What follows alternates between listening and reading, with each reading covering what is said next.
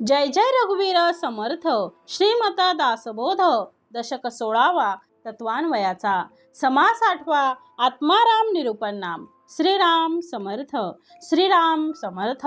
नमो गणपती मंगलमूर्ती जयाचेनी मती स्फूर्ती लोक भजती स्तवन करीती आत्मयाचे।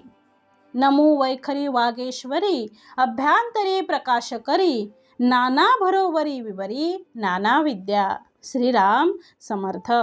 श्री समर्थांनी दशक 16वा तत्वान्वयाचा आणि समास 8वा आत्मा राम निरूपण नाम याचं विवरण समर्थ आज आपल्याला करायला घेत आहेत। श्री समर्थांनी मागच्या समासामध्ये महत्भूत निरूपण नाम सांगितलेलं होतं आणि आज समर्थ आपल्याला आत्मा राम निरूपण नाम समर्थ आपल्याला देत आहे। समर्थांनी पहिल्यांदा श्री गणेशाला नमो गणपती म्हणजे श्री गणेशाला सर्वात प्रथम वंदन केलेलं आहे। नमो गणपती मंगळमूर्ती जयाचेनी मती स्फूर्ती। आता मंगलमूर्ती जो गणपती आहे गणेश देवता आहे त्या गणेश देवतेला त्यांना वंदन करूया आपण असं समर्थ म्हणत आहेत। नमो गणपती मंगळमूर्ती त्याच्यामुळे जयाचेनी मती स्फूर्ती ज्याच्यामुळे बुद्धीमध्ये स्फूर्ती उत्पन्न होते आहे आणि लोक भजती स्तवन करीती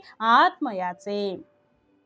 स्फूर्ती उत्पन्न होते आहे बुद्धीमध्ये आणि लोक आत्म्याचं स्तवन आणि भजन करतात आहे। कारण स्फूर्ती उत्पन्न झालेली आहे बुद्धीमध्ये आणि त्यामुळे लोक कशाचं स्तवन करतात आहे तर भजन आणि स्तवन करत आहेत कोणाचं आत्म्याचं त्या भगवंताचं। आतमध्ये जो भगवंत दिसलेला आहे बसलेला आहे त्याचं स्तवन करत आहेत। कारण तुझं आहे तुझं पाशी परी तू जागा चुकलासी असं केव्हा होतं। कारण जो आतमध्ये बसलेला आहे तो सगळ्यांमध्ये एकच आहे मग त्याला ओळखता आपल्याला आलं पाहिजे। जसा आपल्याला चिमटा घेतल्यानंतर त्रास होतो तसा आत्माराम तसा साक्षात भगवंत जसा आपल्यामध्ये आहे तसा दुसऱ्यामध्ये सुद्धा आहे। आणि म्हणून समर्थांनी दशक 16वा तत्वान्वयाचा आणि समास 8वा आत्माराम निरूपण नाम याचा समर्थ आजपासून आरंभ करत आहेत। या समासाचं नावच मुळामध्ये काय दिलंय समर्थांनी जो आतमध्ये बसलेला आहे तो कोण आहे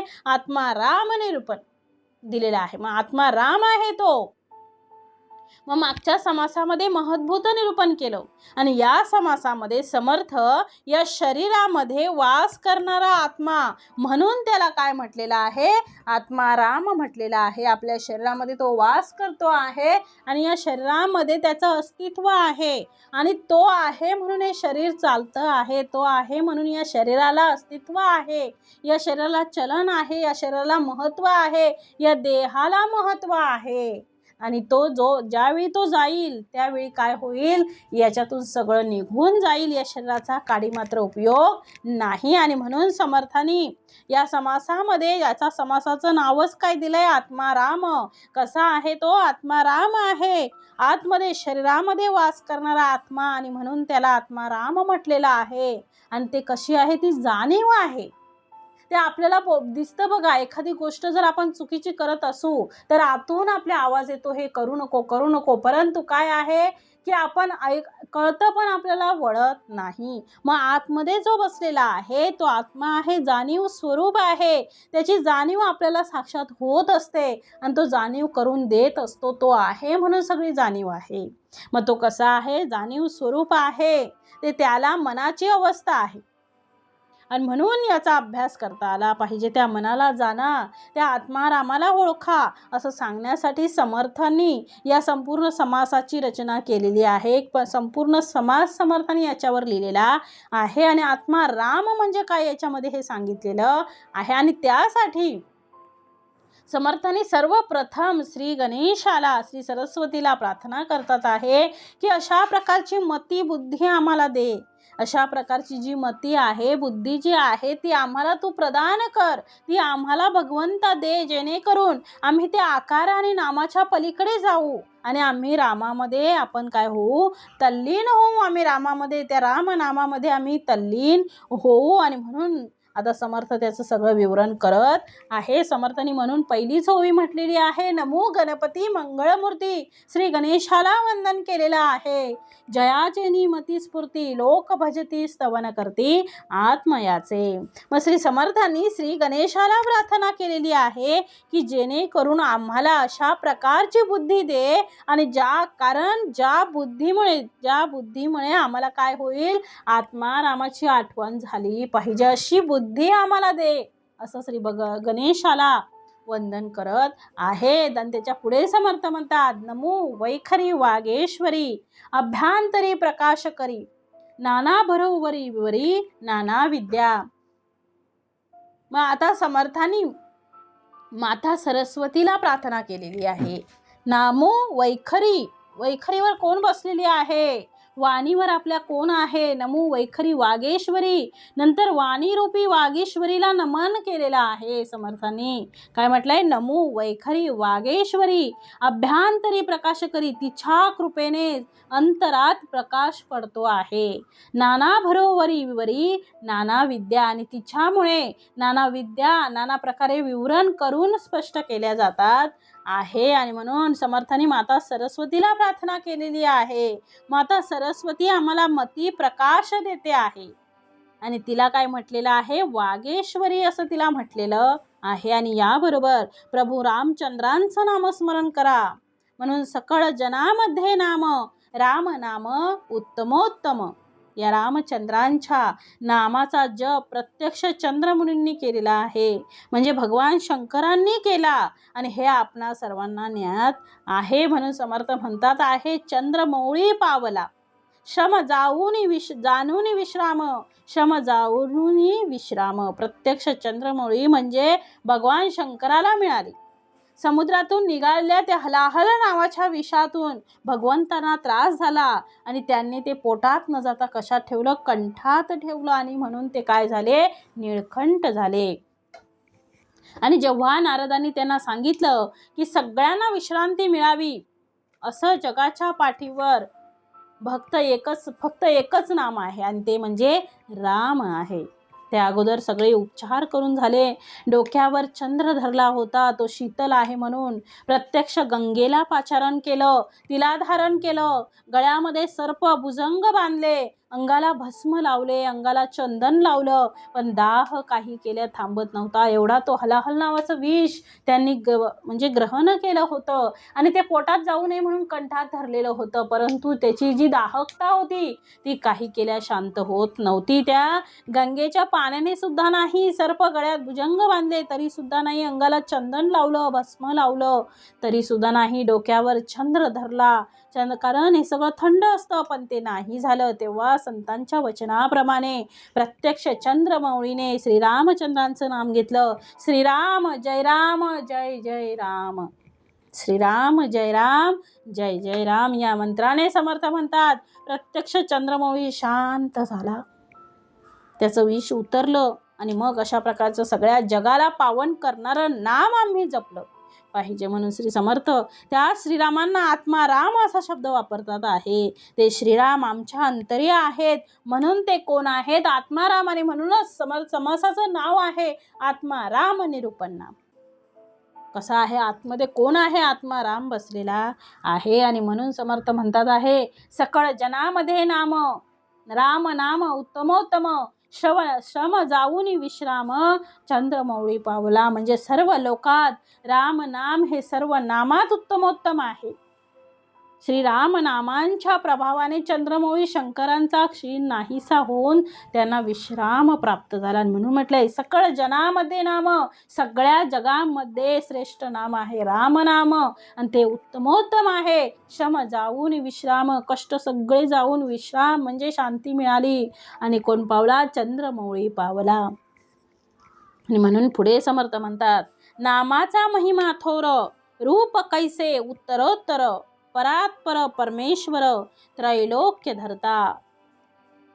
मग नामाचा महिमा थोर. नामाचा महिमा कसा आहे? खरंच थोर आहे. नामाचा महिमा खरंच थोर आहे. म्हणून वाल्या कोळीनी एवढं पाप केलं. 3 रांजणं त्यांची भरलेली होती. 7 रांजणं भरलेली होती. म्हणजे त्यांनी पाप केलं, एखाद्याला मारलं, कारण ते मारेकरू होते. एखाद्याला मारलं की ते काय करत? दरोडेखोर, की ते एक दगड त्या माठामध्ये रांजणामध्ये टाकत. मग असं त्यांची 7 रांजणं पाप झालेलं होतं. आणि मग त्यांना नारद मुनींनी सांगितलं की या पापाचा धनी कोण आहे? तर मी हे माझ्या मुलांसाठी करत आहे, माझ्या बायकोसाठी करत आहे, माझ्या घरातल्यांचं पोट भरावं म्हणून मी हे कष्ट करत आहे. पण हे तुझ्या कष्टामध्ये हे भागीदारी आहेत का? या तुझ्या पापामध्ये हे जे तू पापं केलेली आहेस त्याच्यामध्ये तुझी घरची फॅमिली याच्यामध्ये भागीदारी आहे का? तर तो म्हणतो हो नक्कीच आहे. मग त्यावेळी नारद मुनी म्हणतात तू जाऊन एकदा विचारून ये. ते विचारून येतात तर कोणीच त्या पापाला काय असतो? धनी नसतो. बायको म्हणते हे तुमचं कर्तव्य आहे, आम्ही तुमच्या पापाला सहभागी नाही, कारण तुमचं कर्तव्य आहे मुलाबाळांना सांभाळणं, पत्नीला सांभाळणं हे तुमचं कर्तव्य आहे. आणि त्यावेळी वाल्या कोळीने काय केलं?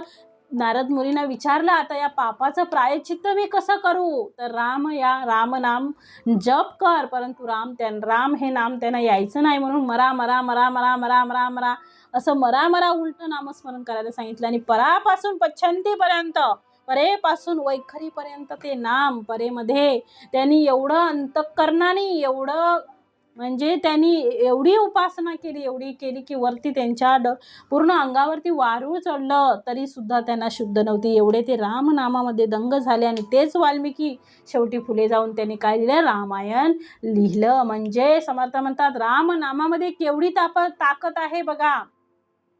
श्री हनुमंत स्वारी श्रीरामांचे दास होते, श्रीरामांचा ते भक्त आहेत, त्यांच्यासारखे दास नाहीत आणि त्यांच्यासारखी भक्ती कोणी केलेलीही नाही. एवढी असीम भक्ती त्यांची होती. फक्त जय श्रीराम म्हणून ते कुठलंही काम आपल्या श्रीरामांसाठी कुठलंही काम करताना श्रीरामांच्या नामाने दिवसभर त्यांच्या स्मरणाने त्यांचा दिवस जात असे. तसंच संत तुकाराम महाराज विठ्ठल विठ्ठल विठ्ठल, अगदी संत तुकाराम महाराज सकाळी उठल्यापासून रात्री झोपेपर्यंत अगदी ते नामस्मरणात दंग असायचे. कारण ते एवढे होते की त्यांना वाटायचं की नामस्मरणामध्ये खंड पडता कामा नये, म्हणून त्यांनी आपली शेंडी जी होती ती झाडाला बांधून ठेवली होती, जेणेकरून झोप आली की लगेच ती काय होईल? फांदी ओढून घेईल आणि मग ते दुखल्यामुळे मी लगेच जागा होईल. म्हणजे एवढं स्मरण, एवढं नामस्मरण यांनी केलेलं आहे. आणि म्हणून नामस्मरणात केवढी ताकद आहे बघा. म्हणून म्हटलंय नामाचा महिमा थोर, रूप कैसे उत्तरोत्तर, परात्पर परमेश्वर, त्रैलोक्य धरता. मग नामाचा महिमा थोर आहे आणि नामाच्या योगे परमेश्वराच्या सगुण रूपाचं म्हणजे त्रैलोक्याच्या धर्त्याचं रूप प्रकट होतं आणि उत्तरोत्तर प्रगती होऊन निर्गुण निराकार जो परात्पर आहे त्याच्या स्वरूपाशी तादात्म्य होते. आणि म्हणून माणसाच्या शरीरामध्ये तो जर आत्माराम नसेल तर पुढे समर्थांनी सांगितलंय आत्मारामच हुकडे, लोक वावडे जिकडे तिकडे, देहे पडे मृत्यू घडे आत्मया विन. मग आत्माराम हा अंतर्यामी रूपाने सगळीकडे व्यापून आहे. त्याच्या योगाने लोक जिकडे तिकडे वावरत असतात, कारण सगळ्यांमध्ये एकच आत्माराम आहे. आत्मा हा देह सोडून गेला की आत्म्याशिवाय देहाचा मृत्यू घडून येतो. आत्म्याने देह सोडला की समजावं की मृत्यू आलेला आहे. माणसाच्या शरीरामध्ये तो जर आत्माराम नसेल तर ते शरीर कसं आहे? मृत आहे. त्या शरीराला काहीही किंमत नाही. ते शरीर कसं आहे? मृत आहे. आणि म्हणून समर्थ म्हणतात आहे ते मृत्य आहे तर ते प्रेता समान आहे. म्हणून आपण त्याला काय करतो? जाळून टाकतो. म्हणून आपण आत्मारामाला पाहावं, शरीराला पाहू नका. त्या आत्मारामाला पहा. केवळ शरीर हे आकारात्मक आहे, नामात्मक आहे. ते नाम आणि आकार नष्ट होणारे आहेत. नाम आणि आकार कसा आहे? नष्ट होणारा आहे. प्रत्यक्ष परमेश्वर मात्र निर्गुण निराकार तुमच्या आमच्या अंतरी वसला आहे. त्याला तुम्ही शोधा. समर्थ म्हणतात त्यांची नामं किती सांगावी तुम्हाला. जे शरीरात बसतात आणि देहाला जोडलेले असतात त्याला जीवात्मा म्हणतात. जे जगाशी जोडलेले असतात त्याला शिवात्मा म्हणतात. जो जगदांतरी आहे त्याला परमात्मा म्हणतात. आणि अधिक व्यापक म्हणजे जगदात्मा म्हणतात, आणि तो विश्वाला आहे, विश्वात्मा आहे, अधिक व्यापक झाला तर तो सूक्ष्मात्मा आहे. आणि हे सगळे आत्मे, देव, दानव आणि मानव, या तिघांमध्ये तोच वास करतो आहे, जो मुळात कसा आहे, परब्रह्म तत्व आहे. आणि म्हणून समर्थ म्हणतात आहे, पुढे समर्थांनी दिलंय, आत्मा राम चहूकडे, लोक वावडे जिकडे तिकडे, देहे पडे मृत्यू घडे, आत्मयाविन. मग आत्मा राम हा अंतर्यामी रूपाने सगळीकडे व्यापून आहे. आणि म्हणून म्हटलंय, जीवात्मा, शिवात्मा, परमात्मा, जगदात्मा, विश्वात्मा, गुप्तात्मा, आत्मा, अंतरात्मा, सूक्ष्मात्मा, देव, दानव, मानवी. मग देव, दानव आणि मानव आत्म्याला अनेक नावांनी ओळखतात आहे. जीवात्मा आहे, शिवात्मा आहे, परमात्मा आहे, जगदात्मा आहे, विश्वात्मा आहे, गुप्तात्मा आहे, आत्मा आहे, अंतरात्मा आहे, सूक्ष्मात्मा आहे, ही त्याचीच नावं आहेत. आणि म्हणून समर्थ म्हणतात आहे, म्हणून समर्थांनी पुढे दिलंय, सकळ मार्ग चालती बोलती, अवतार पंगतीची गती, आत्म्याकरिता होत जाती ब्रह्मादिक.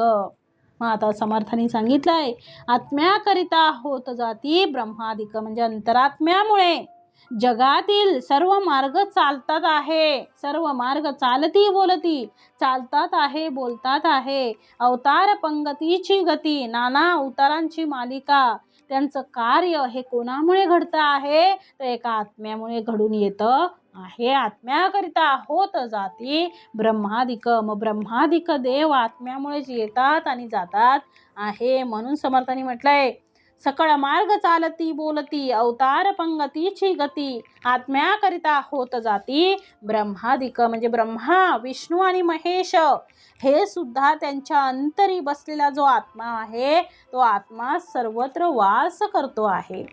आणि म्हणून समर्थांनी सांगितलंय, यांची सुद्धा शरीर चालतात, बोलतात, अनेक अवतार धारण होतात, पण हे सगळं सामर्थ्य कोणाचं आहे, तर त्या एका अंतरात्म्याचं आहे. तो आहे म्हणून हे सगळं चाललेलं आहे, हे पृथ्वीवर सगळं दिसतं आहे, ते अंतरात्म्यामुळे आहे. जिथे अंतरात्मा नाही तिथला जीव संपलेला आहे असं समजावं. आणि म्हणून समर्थांनी पुढे दिलंय, नादरूप ज्योतिरूप, साक्षरूप सत्तारूप, चैतन्य रूप सस्वरूप, द्रष्टारूप जाणीजे. मग समर्थांनी सांगितलेलं आहे की त्या आत्म्यालाच काय आहे, नादरूप आहे.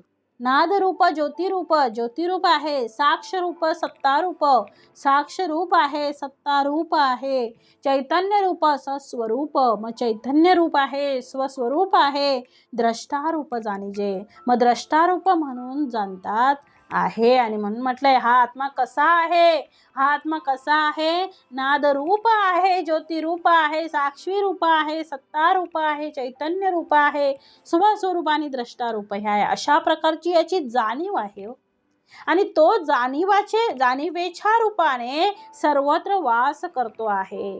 तो कुठे कुठे आहे, तर नरामध्ये आहे, तो नरोत्तमो आहे. पुढे दिलेला आहे समर्थाने, कुठे कुठे आहे तर त्यांनी ते स्पष्टीकरण दिलेलं आहे. नरोत्तमो विरोत्तमो, पुरुषोत्तमो रघोत्तमो, सर्वोत्तमो उत्तमोत्तमो, त्रैलोक्यवासी. म्हणजे त्यालाच नरोत्तम, विरोत्तम, पुरुषोत्तम, रघुत्तम, सर्वोत्तम, उत्तमोत्तम, त्रैलोक्यवासी असंही म्हणतात. मग कशाला, तर समर्थांनी सांगितले, पुरुषांमध्ये जो आहे, नरामध्ये तो नरोत्तमो, विरारमध्ये तो विरोत्तमो, पुरुषामध्ये तो पुरुषोत्तमो, रघुवीरामध्ये तो रघोत्तमो, सर्वांमध्ये तो काय आहे, समर्थ म्हणतात, तो सर्वांमध्ये आहे. उत्तरा म्हणजे सर्वांमध्ये तो सर्वोत्तमो आहे, आणि उत्तमामध्ये तो उत्तमोत्तमो आहे. असा तो त्रैलोक्यवासियांच्या सुद्धा हृदयामध्ये वास करणारा तो परमात्माच आहे. आणि म्हणून समर्थ म्हणतात आहे की नरोत्तमो विरोत्तमो, पुरुषोत्तमो रघोत्तमो, सर्वोत्तमो उत्तमोत्तमो, त्रैलोक्यवासी. नाना खटपट आणि चटपट, नाना लटपट आणि झटपट, आत्मा नसता सर्व सपाट चहूकडे. आणि म्हणून समर्थांनी पुढे दिलेला आहे की आत्मा नसता, समर्थांनी सांगितलंय, आत्मा नसता कसा आहे तो, आत्मा नसता नाना खटपट आणि चटपट. नाना खटपट म्हणजे जगातील नाना खटपटी आहेत, चटपटी आहेत या सगळ्या कशा आहेत, नाना खटपट, नाना चटपट आणि झटपटी सर्व घटना समर्थ म्हणतात. सगळ्या नाना झटापटी घटना सगळ्या ज्या समर्थांनी सांगितलेल्या आहेत त्या सगळ्या समर्थ म्हणतात आहे की या सगळ्या ज्या आहेत त्या कोणामुळे आहेत. आत्मा नसता सर्व सपाट चहूकडे. मग आत्मा नसेल तर हे सगळं कसं आहे, सपाट आहे, याच्यामध्ये काहीच नाही. हे आत्मा नसेल तर सगळं कसं आहे, व्यर्थ आहे, सगळं सपाट आहे. आणि म्हणून समर्थांनी पुढे दिलेलं आहे, नाना खटपट आणि चटपट म्हणजे चारी बाजूला तुम्ही जा, चारी बाजूला तुम्ही जा. जी आमची धडपड आहे, जो काही आमचा पराक्रम आहे, जी कुठली आमची कृती आहे, ही कोणाच्या सामर्थ्यावर आहे. तर ह्या देह जरी करीत असला, दिसत असला तरी देह करताना तरी त्याला करविता मात्र तो कोण आहे, तो आत्माराम आहे. हो, देह करतो आहे पण करणारा कोण आहे, आत्माराम आहे असं समर्थ म्हणतात आहे. आणि म्हणून समर्थांनी दिलंय नाना खटपट आणि चटपट. ही सगळी खटपट आहे, ही चटपट आहे. नाना लटपट आणि झटपट, नाना लटपट आणि झटपट ही सुद्धा कोणामुळे आहे, त्या एका आत्मामुळे आहे. आत्माराम आहे म्हणून हे सगळं चाललेलं आहे. ही खटपट, ही लटपट, ही झटपट, ही चटपट फक्त आणि फक्त या सगळ्या घटना ज्या आहेत त्या आत्म्यामुळे आहेत. आत्म्यामुळे हे सगळं चालतं आहे. आणि म्हणून म्हटलेलं आहे, आत्मा नसता सर्व सपाट चहूकडे. मग जर आत्मा नसेल तर या देहाला झिरो किंमत, देहाला काहीच किंमत नाही. मग समर्थ म्हणतात 24 तासाच्या आत त्याला उचलावं लागतं. म्हणजे म्हणून म्हटलंय, आत्मा नसता सर्व सपाट चहूकडे. जर आत्मा नसेल तर सगळीकडे चहूकडे काय होईल, उजाड होऊन जाईल, सगळं सपाट होऊन जाईल, काहीच राहणार नाही. आणि म्हणून पुढे दिले समर्थाने, आत्म्याविना वेडे कुडे, आत्म्याविना मळे बापुडे, आत्म्याविना थडे रोकडे शरीराचे. आता दिलेलं आहे, आत्मा नाही मग काय होईल हो. आता आत्मा असता तर आपण एवढं सगळं बघितलं, आत्मा आहे म्हणून सगळं आहे. मग आत्म्याशिवाय कसं आहे, आत्म्याविना सगळं कसं आहे, वेडे कुडे म्हणजे सगळं वेडं वाकडंच आहे. आत्म्याविना मडे बापुडे, आत्म्याविना मडे कसे होते, बापुडे होतं. आत्म्याविना थडे रोकडे शरीराचे म्हणजे आत्म्याशिवाय शरीराचं थंडगार शव म्हणजे काय आहे हो, त्याला रोकडं उचलावं लागतं, ही अनुभवाची गोष्ट आहे. म्हणजे आत्मा नाही तर सगळं वेडवाकडंच आहे. आत्म्याविना मडे म्हणजे आत्म्याविना ते मड आहे, ते काय आहे, आत्म्याविना ते मड म्हणजे काय, तर थडे बापुडे ते शव, शरीराचं थंडगार शव. म्हणजे आत्मा नसेल तर ते शव होतं, म्हणजे आत्मा नसेल तर ते थंडगार पडतं. बघा आपलं शरीर थंड पडलं, थंडी वाजताना नव्हे, थंड पडलं, जेव्हा आत्मा निघून जातो त्यावेळी थंड पडत जातं आणि हळूहळू काय होतं, ते दगडासारखं घट्ट जिथे आहे ती स्थिती, त्याच्यामध्ये काही बदल नाही, कारण आत्माच निघून गेलेला आहे ना. म्हणून आत्म्याविना थडे रोकडे शरीराचे. मग भुवनामध्ये म्हणा म्हणजे त्रिभुवनामध्ये म्हणा जिथे परमात्मा नाही, अर्थात पुढे दिलेला आहे समर्थाने, आत्मज्ञानी समजे मनी, पाहे जनी आत्मया लागुनी, भुवनी अथवा त्रिभुवनी आत्म्याविन ओस. म्हणजे भुवनामध्ये असू दे किंवा त्रिभुवनामध्ये असू दे, कुठेही जा, जिथे परमात्मा नाही, अर्थात तो तुमच्या अंतरी असलेला आत्मा नाही, तोपर्यंत कुठलीच कृती होणार नाही. आपल्याला ऑक्सिजनवर का ठेवतात, व्हेंटिलेटरवर का ठेवतात, कारण आपल्याला ऑक्सिजन प्राणवायूच निघून गेलेला असतो, मग शरीराची हालचाल काहीच होत नाही. आणि मग ऑक्सिजन आपल्याला लावतात, म्हणजे कृत्रिमरित्या आपल्याला ते श्वास घेण्यासाठी मदत करतात. परंतु आत्मा जेव्हा निघून जातो तेव्हा कशाचाही काहीही उपयोग होत नाही, मग कुठलीच कृती होणार नाही. आणि म्हणून समर्थ म्हणतात की जे ज्ञान प्राप्त करण्याचं सामर्थ्य जे आत्म्यामध्ये आहे, जे ज्ञानप्राप्त्या आत्म्यामध्ये आहे, कार्य करण्याचं सुद्धा सामर्थ्य कोणामध्ये आहे, ते आत्म्यामध्ये आहे. तो शरीराकडनं सगळ्या प्रकारचं काम करून घेतो. आपलं शरीर हलतं, बोलतं, चालतं, या शरीराकडून सगळ्या क्रिया व्यवस्थितरित्या कोण करून घेतं? तर तो आत्मा करून घेत असतो. शरीर आता आत्मा आहे म्हणून हात हलतो आहे, पाय हलतात आहे, आपण चालतो आहे, आपण बोलतो आहे. आता ही बोलण्याची क्रिया तो आत्मा आहे म्हणून चाललेली आहे. जर हा आत्मा नसता तर हे बोलण्याची क्रिया सुद्धा बंद पडली असती. म्हणजे जे जे कार्य जिथे चालू आहे तिथं थांबून जातं. म्हणजे त्या कार्याला काही दिशाच नसते. मग आत्मा आहे म्हणून हे सगळं चाललेलं आहे. ज्यावेळी आत्मा नसेल त्यावेळी काही चालू शकत नाही. कारण हा हात हलतो आहे. आपल्याला बघा डोक्याला खाज आली की हात बरोबर आपल्या डोक्यामध्ये जातो आहे. त्याला सांगावं लागत नाही, हाता चल आता डोक्याला माझ्या खाज आली आहे, डोक्याला खाजव. सांगावं लागतं का? नाही. तसंच जेव्हा आपल्या अंगावर, हातावर, पायावर मच्छर येऊन बसते तेव्हा बघा सहज आपल्याला कळतं की इथे मच्छर आलेली आहे, तिथे चावते आहे. मग आपण सहज आपला हात त्याच्यावर जाऊन तिला मारलं जातं. म्हणजे समर्थ म्हणतात त्याला तो आत्मा आहे म्हणून त्या क्रिया आपोआप घडतात आहे. झोपेमध्ये एखादी मच्छर येऊन बसली तरी आपण तिला मारतो आहे. म्हणजे झोपेमध्ये सुद्धा आपण झोपलेलो आहोत परंतु आत्मा कसा जागृत आहे, तो आत्मा सगळं काम करून घेतो आहे. तो आत्मा आहे म्हणून ही सगळी क्रिया घडते आहे. तोच नसेल तर हे सगळं काय होईल? बंद पडेल. म्हणून म्हटलंय समर्थांनी का शरीराकडनं सगळ्या प्रकारचं काम तो आत्मा करून घेतो आहे. मग समर्थांनी किती अजून सखोल विचार केलाय पहा.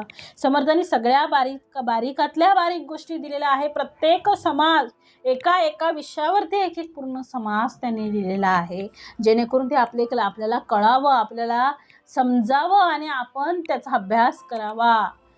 त्याच्यामुळे समर्थांनी हे सगळं दिलेलं आहे. आणि म्हणून समर्थ म्हणतात आत्मज्ञानी समजे मनी, पाहे जनी आत्मया लागुनी, भुवनी अथवा त्रिभुवनी आत्म्याविन ओस. म्हणजे भुवनी असू दे अथवा त्रिभुवनी असू दे, सगळीकडे आत्मज्ञानी असतो तो हे सगळं जाणतो म्हटलेलं आहे. तो हे सगळं जाणतो, लोकांकडे रूप म्हणजे त्यांच्या आत्मस्वरूपापलीकडे पाहत असतो.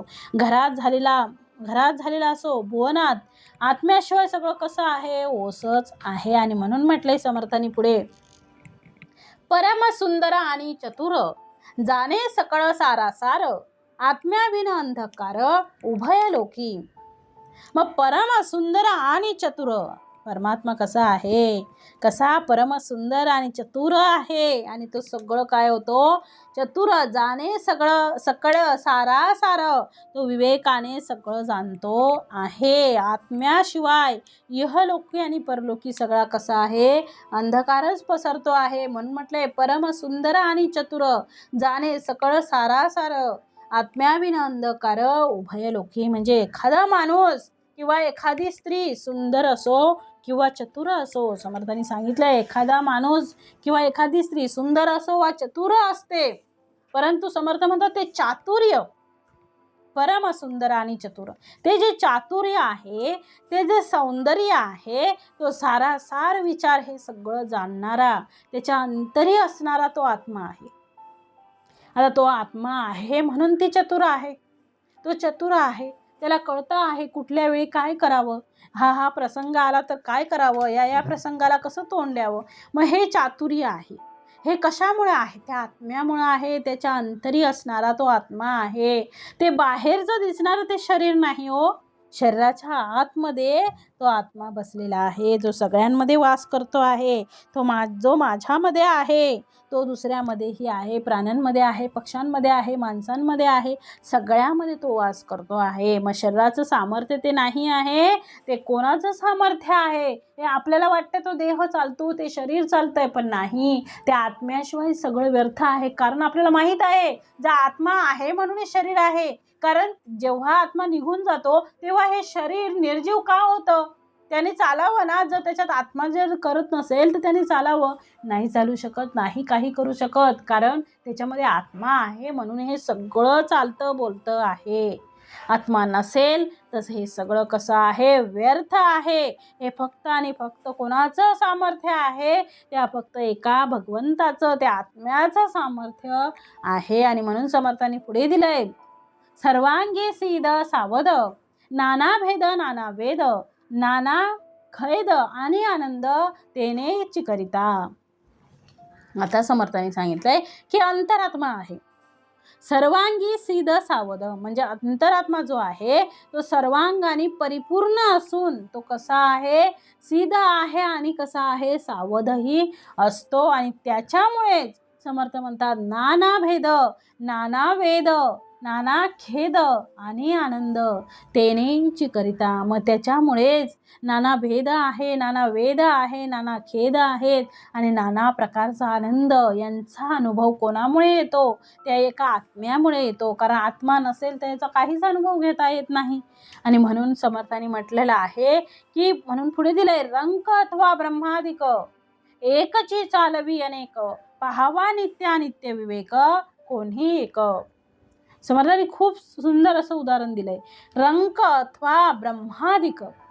मग रंक असो वा ब्रह्मादी देव असोत, एकची चालवी अनेक, एक अंतरात्माच या सगळ्यांना चालवतो आहे. या सर्वांचा चालता बोलता धनी कोण आहे, तो अंतरात्मा आहे, तो सगळ्यांना चालवतो आहे. आणि म्हणून समर्थांनी म्हटलंय तो सगळ्यांना चालवणारा आहे, तो सगळ्यांना चालवतो आहे. आणि म्हणून मनुष्याने नित्यानित्य विवेक करावा. म्हणून आम्ही जीवन जगत असताना आम्हाला नित्यानित्य विवेक आम्ही पाहिला पाहिजे. नित्यानित्य म्हणजे जी गोष्ट नित्य आहे त्याला आत्मा म्हणतात. जी गोष्ट कशी आहे, नित्य आहे, ती आत्मा आहे. आणि जी गोष्ट अनित्य आहे तिला प्रकृती असं म्हणतात. अनित्य गोष्ट जी संपणारी, ती संपणारी नष्ट होणारी आहे.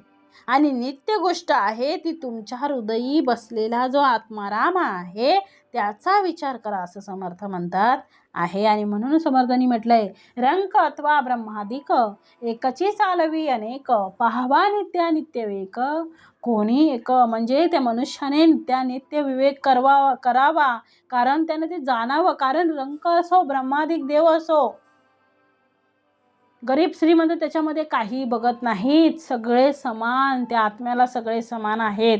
तो आत्माच आहे जो सगळ्यांना चालवतो आहे. श्रीमंताला चालवणारा वेगळा आहे, गरिबांना चालवणारा वेगळा आहे, देवांना चालवणारा वेगळा आहे, नाही, सगळ्यांना एकच चालवतो आत्मा. तो आत्मा आहे.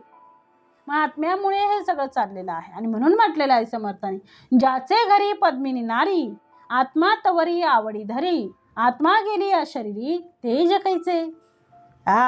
खूप सुंदर उदाहरण दिलंय समर्थाने. ज्याचे घरी पद्मिनी नारी, एखाद्याची स्त्री अत्यंत सुंदर असली तरी तिच्यात आत्मा नसतो. म्हणजे समजा एखाद्याची स्त्री जरी अत्यंत सुंदर असली तरी तिच्यात आत्मा असतो. कुठवर, तोवर माणूस तिच्यावर प्रेम करतो, बरोबर की नाही. आत्मा आहे म्हणून ती चालते बोलते आहे, तिचं तेज तसं दिसतं आहे. तिच्या शरीरातून आत्मा निघून गेला तर ते तेज कसं राहील का हो, नाही राहणार. ते तेज शिल्लक राहणार नाही.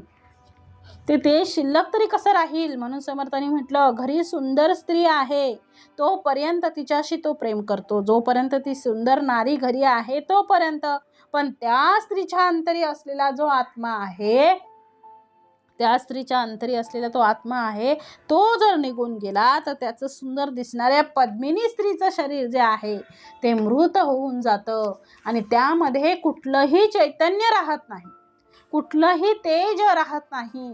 मग त्याच्यावरती स्नेह आणि प्रेम करण्याचा प्रश्न नाही. आणि म्हणून समर्थ म्हणतात आहे, हे सगळं कुणावर करता तुम्ही, तर त्या देहावर नाही करत. हे सगळं आम्ही कोणावर करतो. एखादी स्त्री सुंदर आहे, एखादं बाळ गोंडस आहे, किंवा आपण एखादं पिल्लू म्हणू, मांजराचं जे पिल्लू आहे त्याला म्हणू किती सुंदर आहे, पण कुठवर, जोपर्यंत त्याच्यामध्ये आत्मा आहे तोपर्यंत. नाहीतर त्याच्यामध्ये काय आहे, काहीच दिसणार नाही आपल्याला. म्हणून समर्थ म्हणतात म्हणजे आत्मा आहे तोपर्यंत आपण त्याला जीव लावू, तोपर्यंत आपण त्याच्यावर प्रेम करू. आत्मा एकदा निघून गेला की त्याच्यातलं सगळं निघून गेलं समजावं. आणि म्हणून समर्थांनी म्हटलंय त्याच्यावरचा स्नेह प्रेम करण्याचा मग प्रश्नच नाही. म्हणून समर्थ म्हणतात हे सगळं कुणावर करता तुम्ही, त्या देहावर नाही करत, तर त्या आत्म्यावर प्रेम करतात. आणि म्हणून आत्म्यावर प्रेम करणारे जे लोक आहेत ते लोक कसे आहेत, महान आहेत. आणि म्हणून समर्थांनी म्हटलेलं आहे की आत्मा दिसेना ना भासेना, बाह्यात्कारे अनुमानेना नाना मनाच्या कल्पना आत्मयाचेनी. आत्मा शरीरे वास्तव करी अवघे ब्रह्मांड विवरी भरी. वासना भावना परोपरी किती म्हणून सांगाव्या. आणि म्हणून समर्थाने इथे म्हटलेलं आहे की आत्मा दिसेना भासेना. अजून एक गंमत सांगितलेली समर्थाने आत्म्यासंबंधी. आत्मा दिसेना भासेना. अजून एक गंमत अशी आहे की जो दिसत नाही आणि भासतही नाही. बाह्याकारणे अनुमानेना. बाहेरून काहीच आपल्याला अनुमान करता येत नाही. नाना मनाच्या कल्पना आत्मयाचनी. काय सांगितलंय? नाना मनाच्या कल्पना आत्मयाचनी. म्हणजे आत्मा दिसत नाही अथवा भासतही नाही. बहिर्मुख वृत्तीने त्याचं काय होतं? अनुमानही करता येत नाही.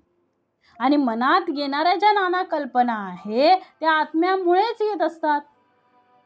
मग नाना मनाच्या कल्पना आत्मयाचेनी. मग आत्म्यामुळेच हे सगळं आहे. मग म्हणून समर्थाने इथे मन हा शब्द आणलेला आहे. म्हणजे आत्म्याला सुद्धा समर्थ मन म्हणत आहे.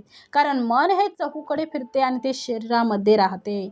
पण शरीरातून मन निघून गेलं, आत्मा निघून गेला की त्या शरीराची निघून जाणारा म्हणजे शरीरातून निघून जाणारा आत्मा सुद्धा काळजी घेत नाही. आणि म्हणून समर्थ म्हणतात की आत्मा दिसेना भासेना. दिसेना ना भासेना.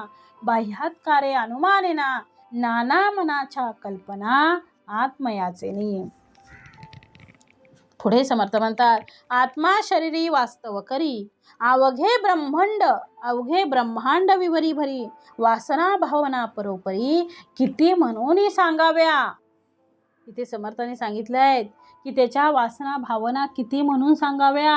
आत्मा शरीरात वास्तव्य करतो आणि तेथे ते सगळ्या ब्रह्मांडाचा तो विचार करतो. शरीरात वास्तव करतो, बरोबर आहे. आणि सगळ्या ब्रह्मांडाचा विचार त्याला असतो. सगळ्या ब्रह्मांडाचा विचार तो करत असतो. सगळ्यांवर जीव लागतो. मग ब्रह्मांड भरूनही राहतो. त्याचप्रमाणे त्याच्यामुळेच मनात अनेक प्रकारच्या वासना भावना उत्पन्न होतात. त्या किती म्हणून सांगाव्या. मग मनाच्या अनंत वृत्ती. मन किती आहे? मनाच्या अनंत वृत्ती आहे तो. मग मनामध्ये काय येईल, कधी येईल, करता येईल, कसं येईल कुणी सांगू शकत नाही. वासना भावना या क्षणार्धात उत्पन्न होणाऱ्या आहेत आणि क्षणार्धात नष्ट होणाऱ्या पण आहेत. म्हणून समर्थ म्हणतात या कशा कुठून उत्पन्न होतील काही सांगू शकत नाही. म्हणून म्हटलंय त्या आत्मा शरीरे वास्तव करी. आत्मा शरीरात वास्तव करतो. अवघे ब्रह्मांड विवरी भवी. अवघ्या ब्रह्मांडाचा ते विचार करतो. पण समर्थ म्हणतात वासना भावना परोपरी किती म्हणूनही सांगाव्या. त्याच्या ठिकाणी वासना भावना किती आहेत या मात्र काही कोणी सांगू शकत नाही. ते कळू शकतही नाही. आणि म्हणून पुढे म्हटलंय मनाच्या अनंत वृत्ती. कारण मनाच्या अनंत वृत्ती आहेत त्या काय आपल्याला सांगू शकता येत नाही. सांगू शकत नाही आपण. अनंत वृत्ती होईल. कारण मनामध्ये काय येईल, कधी येईल, कसं येईल, कोणामुळे येईल काही सांगू शकणार नाही. ते मन आहे ते एका ठिकाणी धावत नाही, एका ठिकाणी नसतं. म्हणून ते इकडे तिकडे बघा क्षणार्धात ते सगळीकडे फिरून येतं.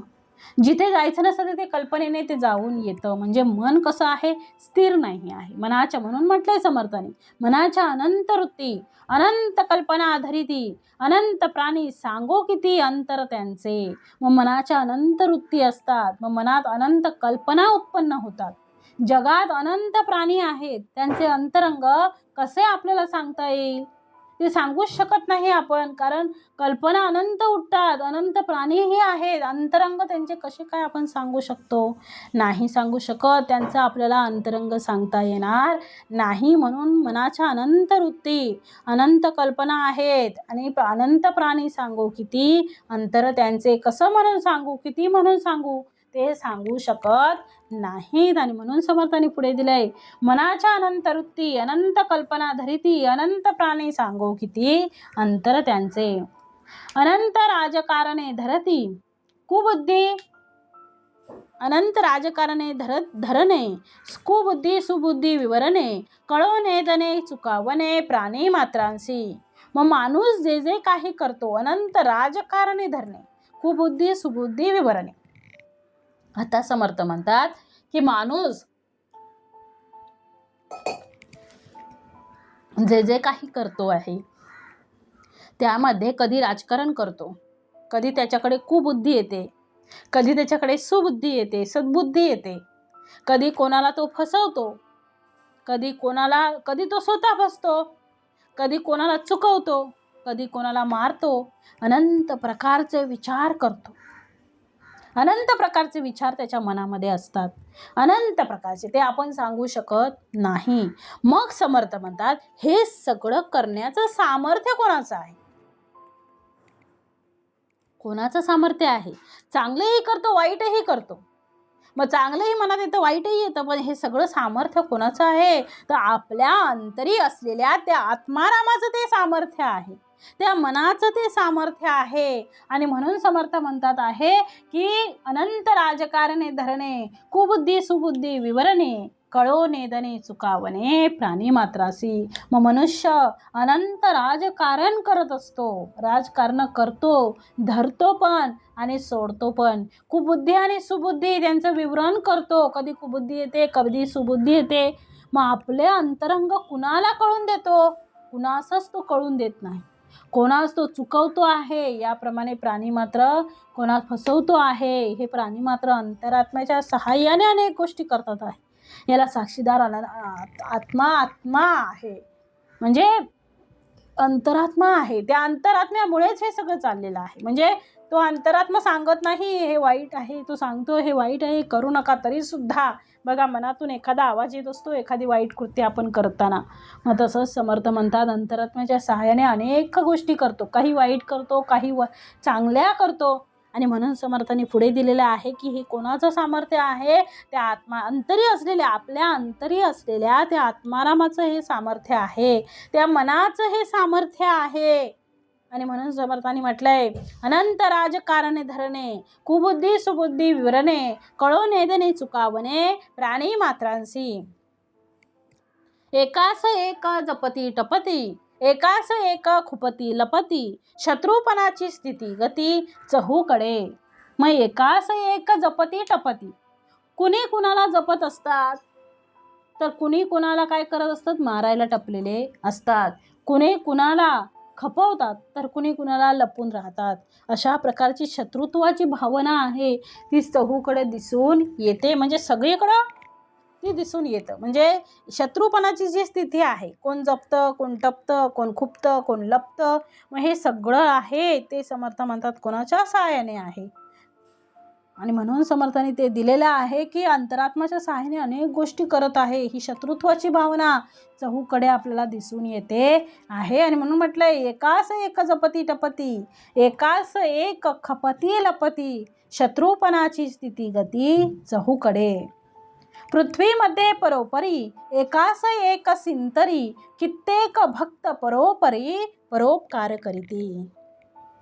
आता समर्थांनी सांगितलं पृथ्वीमध्ये परोपरी, एकास एक सिंतरी, सिंतरी म्हणजे फसवणं, कित्येक भक्त परोपरी परोपकार करीती, म्हणजे अनेक लोक नानाविध प्रकारचं आम्हाला म्हणजे अनेक लोक नानाविध प्रकारचे आम्हाला दिसतात. कोण चांगला दिसतो, कोण वाईट दिसतो, कोण परोपकार करत असतो, कोण कोणाला मदत करत असतो. मग पृथ्वीमध्ये जे लोक दिसतात आहेत तो प्रत्येक जण एकापेक्षा दुसरा भिन्न आहे हो.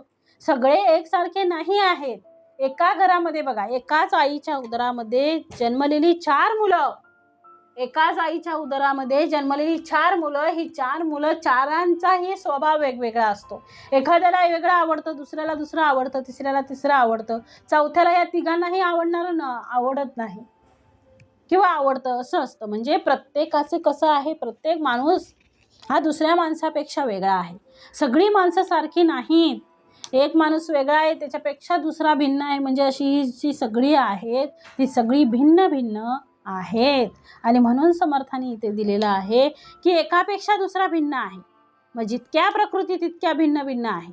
जितक्या व्यक्ती तितक्या प्रकृती, म्हणूनच म्हटलेलं आहे जेवढ्या व्यक्ती आहेत तितक्या प्रकृती आहेत. म्हणजे जेवढ्या व्यक्ती आहेत तेवढे त्यांचे स्वभाव आहे. प्रत्येकाचा स्वभाव वेगळा आहे. प्रत्येकाकडे समर्थ सांगतात की प्रत्येकाला देवाने अशी देण दिलेली आहे.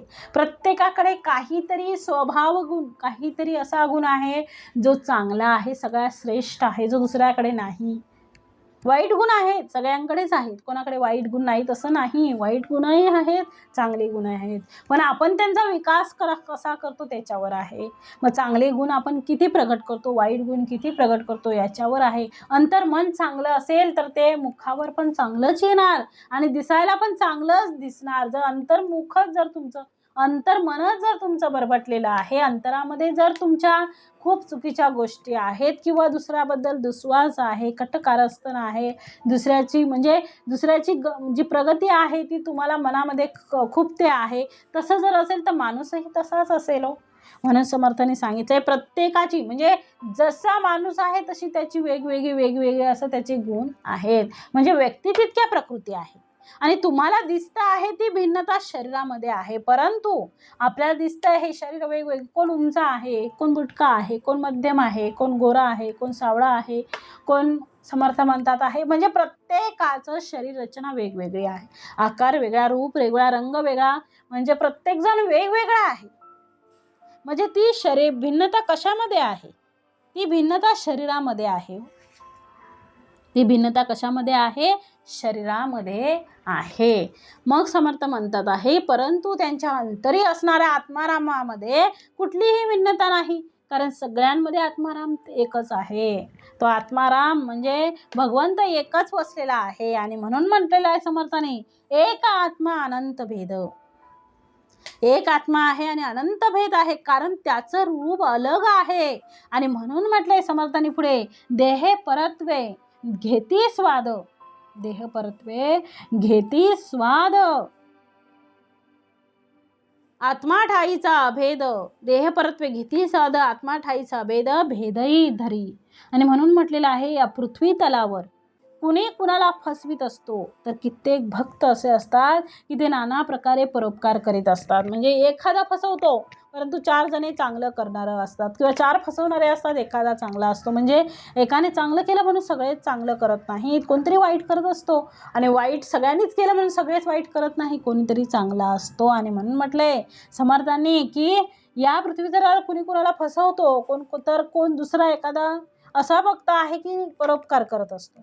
मग एकच आत्मा असून एक आत्मा अनंत भेद. काय म्हटलंय? एक आत्मा अनंत भेद. एक आत्मा आहे, आत्मा कसा आहे? एक आहे आणि अनंत भेद आहे.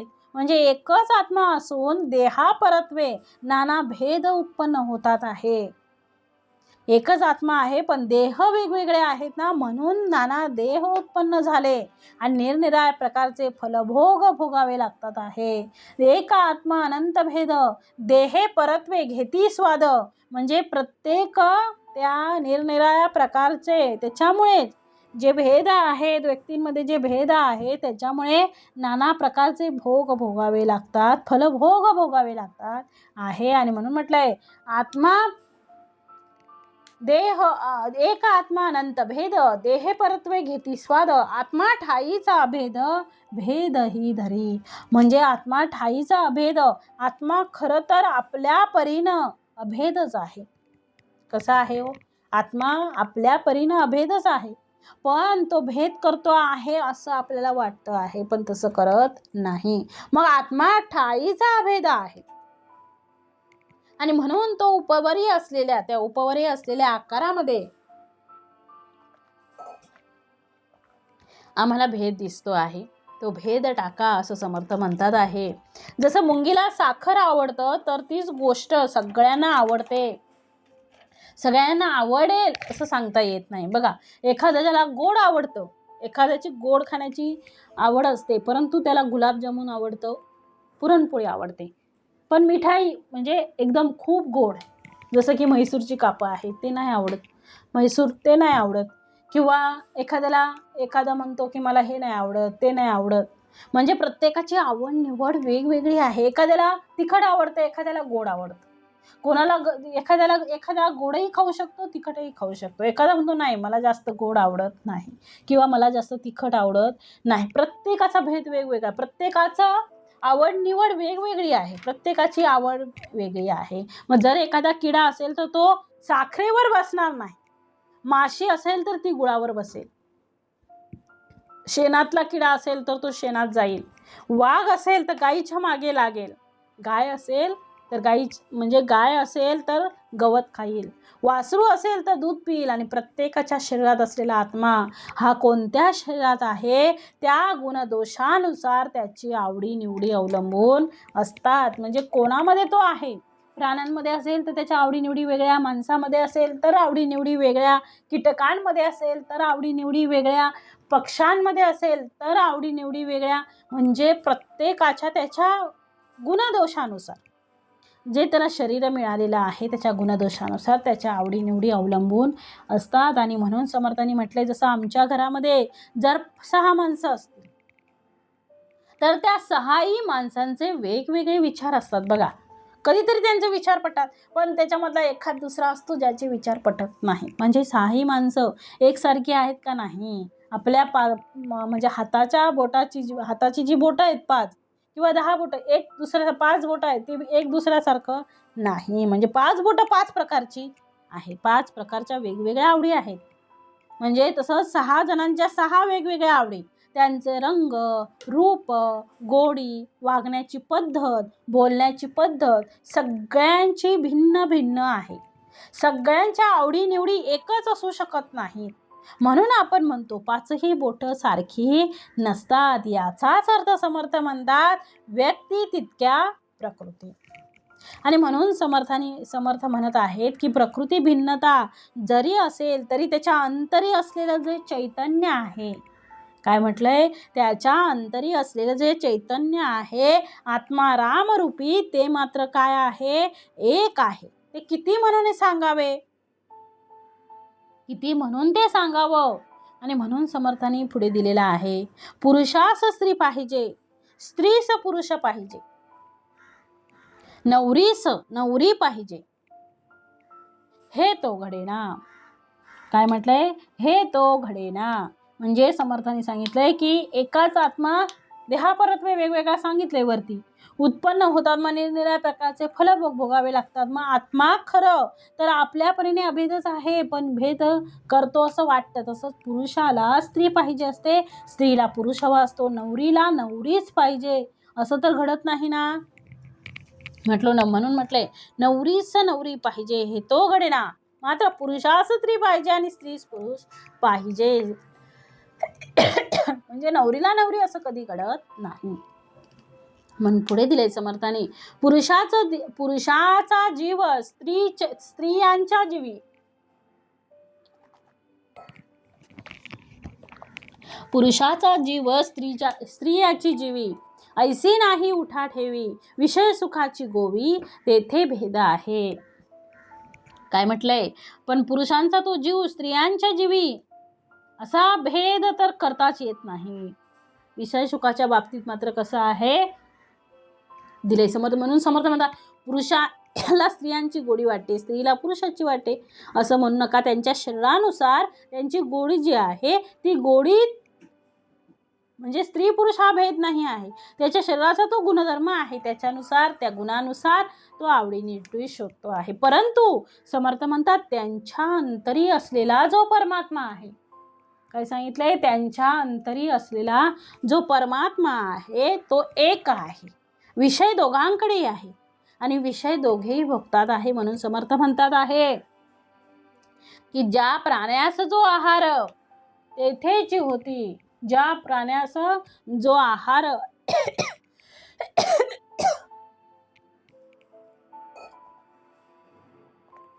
ज्या प्राण्यास जो आहार तेथेची होती तत्पर, पशुचे आहारी नर अनादरे वर्तती. म्हणजे ज्या प्राण्यास जो आहार, पशुचे जे आहार आहेत, म्हणजे जो समर्थांनी म्हटलाय जो सशाचा आहार आहे, जो डुकरांचा आहार आहे, तो माणसानं चालेल का? हो, नाही चालणार. जो वाघाचा आहार आहे, जो गाईचा आहार आहे, जो गाईचा आहार आहे तो सिंहाला चालेल का? नाही चालणार. गाय गवत खाते, सिंह खातो का? नाही.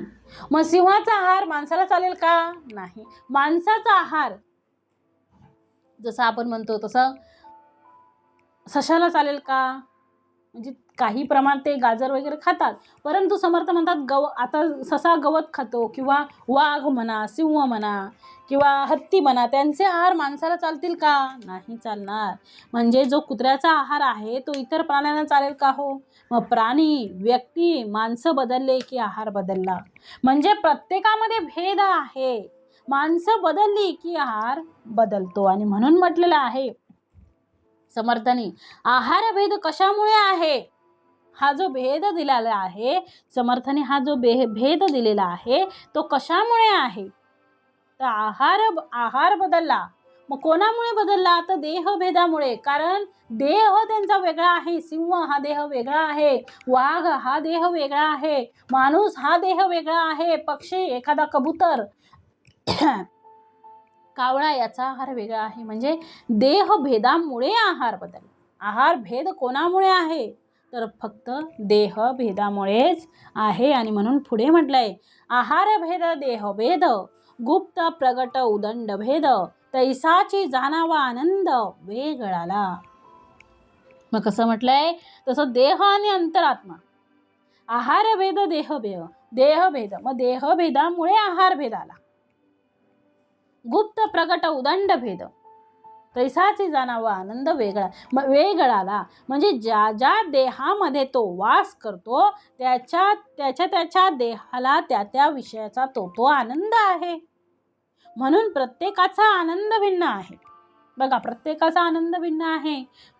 काही माणसं छोट्या छोट्या गोष्टींमध्ये खूप आनंद मानतात, परंतु एखादे माणसं बघा, आपल्याकडे भरपूर असतो, आपल्याला त्रास कधी होतो, आपल्याला दुःख कधी वाटतं, आपण समाधानी असतो कायम, आपण माणूस ना समाधानी असतो, परंतु तो असमाधानी का होतो? तर दुसऱ्याकडे पाहतो म्हणून. आपल्यापेक्षा गरीब माणसाला बघा ना, त्याच्याकडे बघितल्यावर आपल्याला समजेल की समर्थ हा माझ्याकडे खूप काही आहे, तुम्हाला भरपूर ऐश्वर्य दिलेलं आहेस, माझ्या घरात सगळी सुख आहेत, मला सगळी सुख मिळालेली आहेत.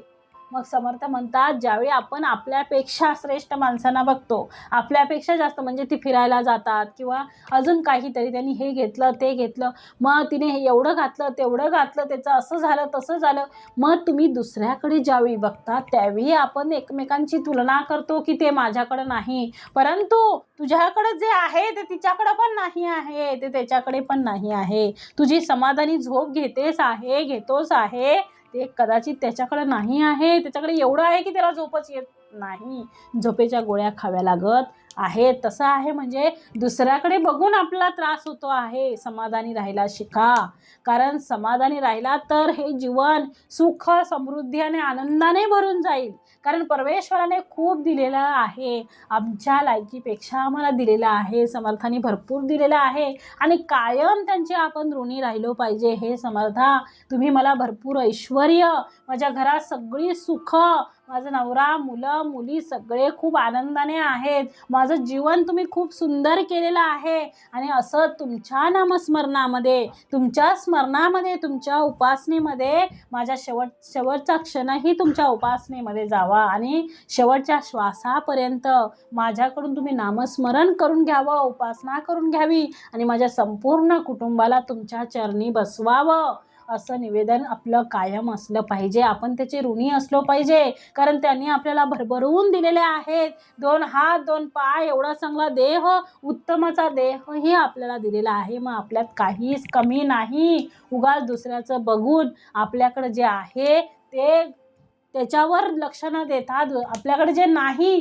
ते शोधत बसता आणि दुःखी होता. मग त्या दुःखी होण्यापेक्षा जे भगवंताने मला दिलेलं आहे, एवढं सगळं उत्तमाचं जीवन मला प्रदान केलेलं आहे, त्याबद्दल त्या भगवंताचे आभार माना, आणि समर्था तुमच्याबद्दलची जाणीव माझ्याकडे कायम राहू दे, कारण ऐची दान देगा देवा, तुझा विसर न व्हावा, असं कायम मागणी आपली असली पाहिजे. आणि म्हणून समर्थांनी म्हटलंय, पुढे दिलंय, आहार भेद देहभेद, गुप्त प्रगट उदंड भेद, तैसाची जाणावा आनंद वेगळाला. मग ज्या ज्या देहामध्ये तो वास करतो त्याच्या देहाला त्या विषयाचा तो आनंद देतो. म्हणून प्रत्येकाचा आनंद वेगळा आहे.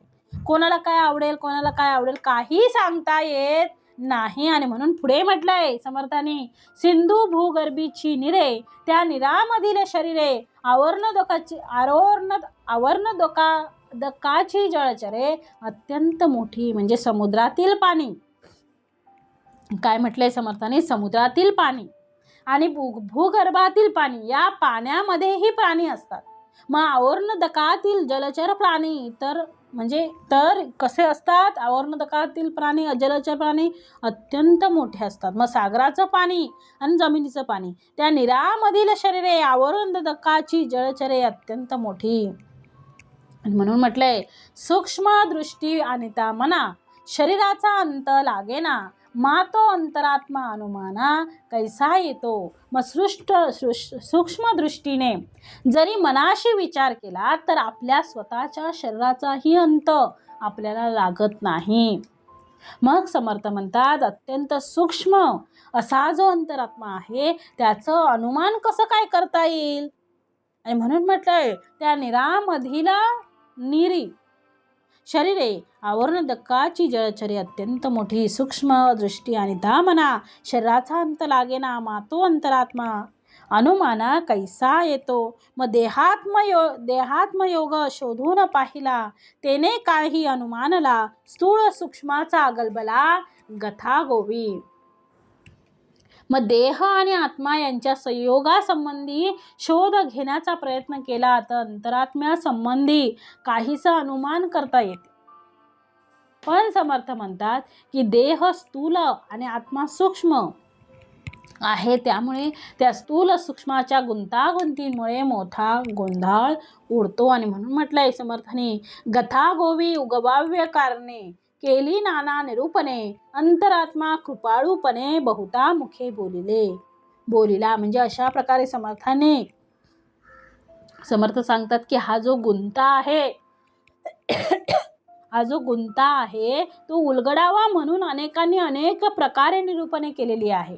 गथा गोवी उगवाव्या कारणे, केली नाना निरूपणे, ती बाहेर येण्यासाठी नाना निरूपण केली. अंतरात्मा कृपाळूपणे बहुता मुखे बोलिला, म्हणजे वास्तविक अंतरात्माच कृपाळूपणे अनेकांच्या मुखातून बोलला आहे असं समर्थ सांगतात आहे. आणि म्हणून अशा प्रकारे या समासामध्ये समर्थांनी मनुष्याने आत्मारामाचा विचार केला पाहिजे. त्याला तुम्ही जाणलं पाहिजे की मग जगामध्ये काही जाणायचं राहत नाही, म्हणून त्याचा अभ्यास करावा असं समर्थ सांगतात. आणि त्याचं विवरण समर्थांनी पुढे, तो अभ्यास करताना नाना प्रकारच्या उपासना कशा असतात त्याचा विचार आपण पुढील समासामध्ये करणार आहे. या समर्थांनी ते पुढच्या समासामध्ये दिलेलं आहे. मग गथा गोवी उगवाव्या कारणे, केली नाना निरूपणे, अंतरात्मा कृपाळूपणे बहुता मुखे बोलिला. इति श्रीदास बोधे गुरुशिष्य संवादे आत्माराम निरूपणाम समास 8वा. जय जय रघुवीर समर्थ.